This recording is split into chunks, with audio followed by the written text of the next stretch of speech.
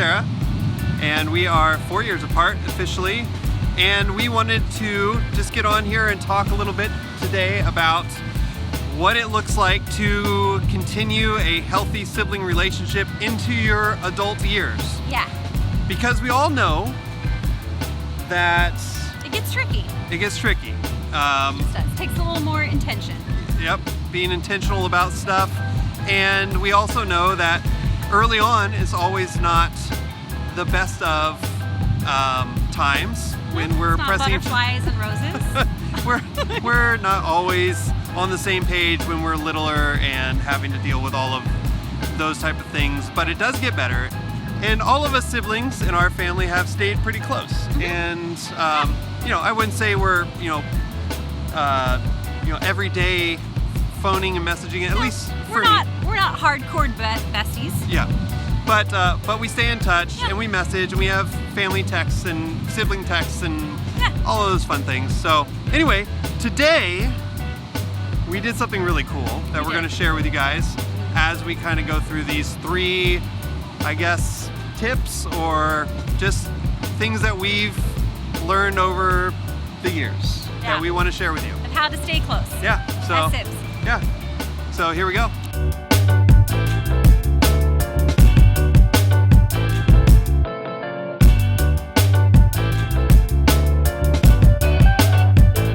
So, number 1, these are things that help us foster a healthy sib relationship in our adult years. All right. So the first one is? Doing things. Doing things. Activities. Activities. So they might be planned, they might be unplanned or spontaneous.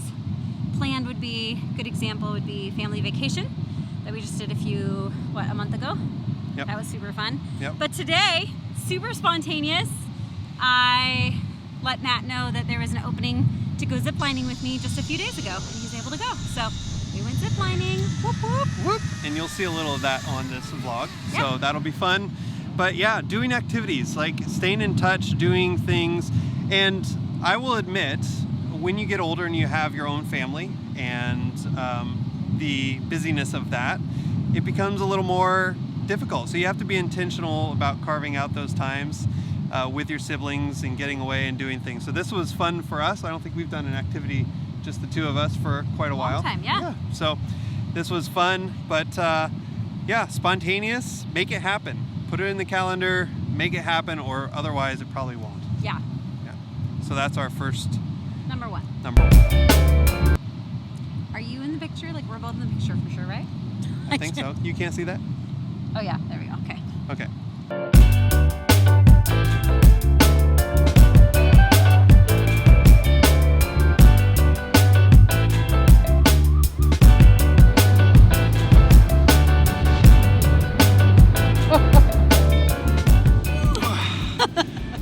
Wow. Does that mean roll? I think it does. So the second thing that you want to do, which is closely related to the first one, is to have open communication and to listen to each other's what matters to each other. What matters to one another, where they're at in life and what's important to them, how they see the world, how they interpret things, and just be a listening ear. Yeah. Hear their opinions and their thoughts, and you don't have to always agree with them, but you hear them and you listen, and I think that's a good communication. Yeah, and for us that is piggybacked off of doing things. That just kind of sets it up when we're doing activities together, kind of sets up an opportunity to talk about that sort of stuff, but not the case for other siblings. Maybe just hopping on the phone or texting with one another. Yep. We'll do that too, but just a good way to listen and share what's going on in each other's lives. And for us, with our shared faith, we're kind of bouncing off ideas regarding to what's going on in life versus what Scripture says, and just kind of talking through that. Yep. Kind of some theological talk. Yeah, so you can go really deep. And I think it's also important to note that communication, if you have multiple siblings, looks different for everyone. Yep. And that's okay. And foster whatever communication you have with the siblings in the way that it makes the most sense. Yeah. And, hopefully if it's not great, that it gets better. If it's great, then continue that. And there's seasons of it. Yep.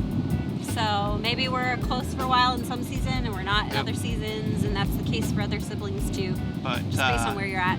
Yeah, don't let difference of opinion, especially today's world, break that communication. Just care for one another.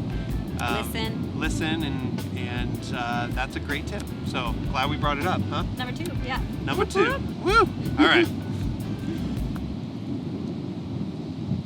Number 3. Number 3.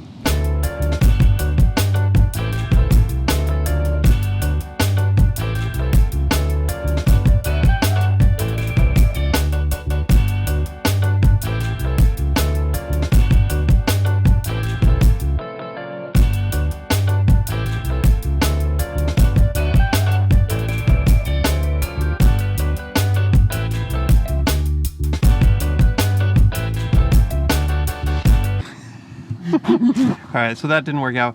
All right, we are back in the car because it's kind of cold and windy out there, as you probably heard.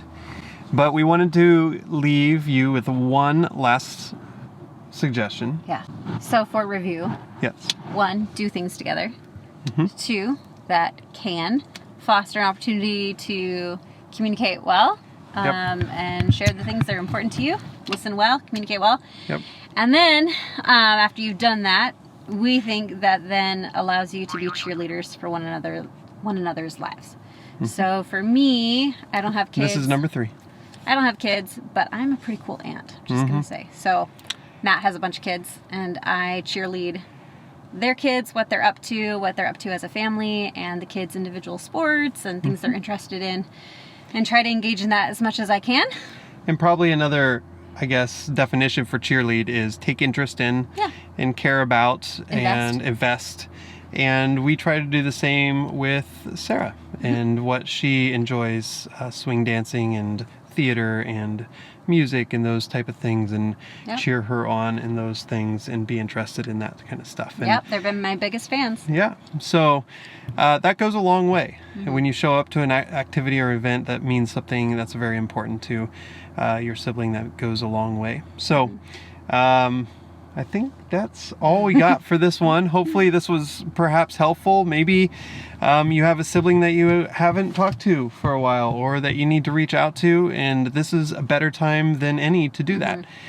Or maybe you do stuff with your siblings all the time and just keep it up. Yep. It's Kudos important. to you. Yep, it's important because not only does it is it important for your own life, but if you have a family and if you have siblings or kids that are siblings, obviously, it's important for them to see that modeled so that they know, even though they're picking on each other and it can be a bit stressful, that one day they could have an awesome relationship with their siblings. And trust me, it will change, and it does change. This too shall pass. This too shall pass.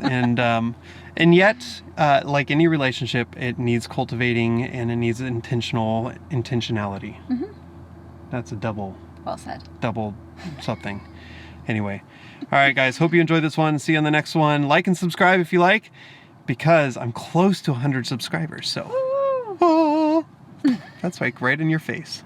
Dun, dun, dun, dun. All right. See you guys.